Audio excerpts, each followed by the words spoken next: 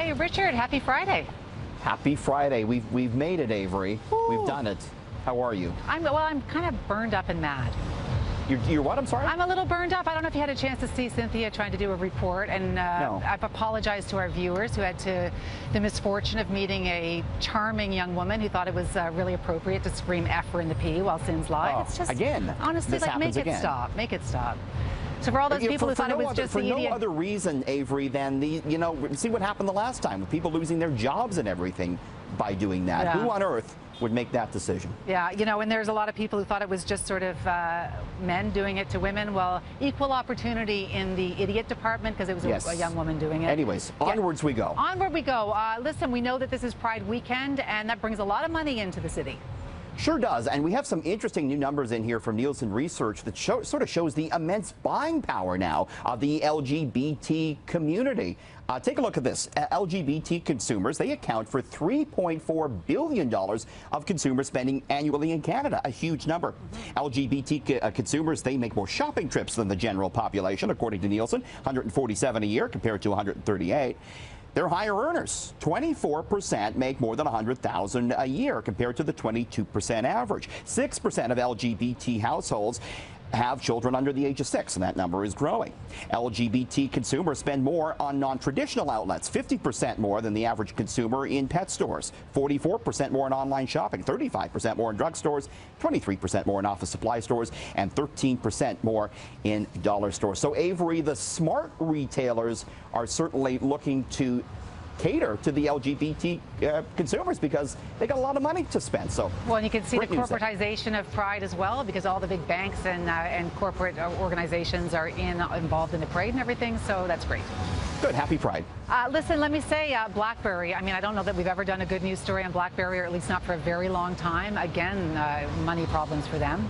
It has been a better news story the last couple of months because they're transitioning into the sort of software company, and the stock this year is up 40%. But yeah, not such great news today on BlackBerry, with the shares plummeting almost 13% on Bay Street. Worst day for BlackBerry stock in 2.5 years. It was on some disappointing earnings. The company said that revenue from its software business was down, and that's a problem because, again, it's the software side of the company that is supposed to be turning BlackBerry around. So down went the stock today, but there is a lot of talk, Avery, about BlackBerry being a takeover target, about a company now maybe coming in to snap it up. So that's kind of the talk on Bay Street, something we could see in the coming months. All right, so for people who rent, this is really an important thing to know. We do now know just how much they'll be going up next year under the province's expanded rent control rules. That's correct. So the maximum amount a landlord can hike your rent next year will be 1.8%. So again, that's the maximum amount that a landlord can hike your rent without needing the approval of the Landlord and Tenant Board. Rent controls had previously only applied to private rental units built before November 1991.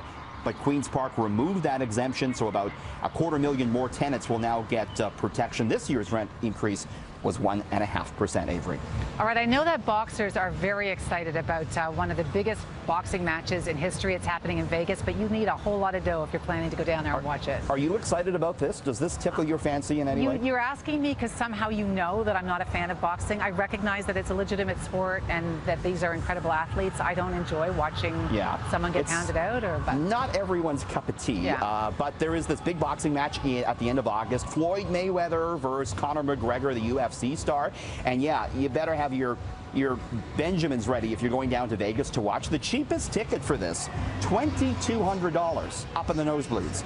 If you want to see, oh my gosh, that's a lot of money. It is. If you want to sit courtside, it's $98,000 a seat. Las Vegas hotel prices have gone through the roof for that weekend at the end of August as well. And it's expected to be the biggest ever moneymaker for pay-per-view, Avery. I was going to say, that's the way a lot of people are going to watch it, right? Absolutely. Big money for pay-per-view, could be the biggest ever. And, of course, Mayweather here, Money Mayweather, as he calls himself, coming out of retirement for this bout, Avery. He's getting ready. He's getting ready. All right, tell me about IKEA. What's it investigating? What's catching on fire? I'm not following. Yeah, so we got some crazy videos. So in IKEA stainless steel bowls, apparently they, light your food on fire. Catch on fire. The bowls. So a Swedish man was eating grapes last weekend, he said, and they caught on fire. So to demonstrate this, he posted this video of him lighting paper on fire by putting it in one of these IKEA bowls. It's metal in the sun. Yeah, it's the sun sort of reflecting. They're called blank steel bowls, and Ikea apparently says they're investigating this issue. I don't know if it's specific to the Ikea bowl, or maybe he was just in a sunny spot, but where there's smoke, there's fire, maybe, Avery. Did the grapes catch on fire? What's the grape connection?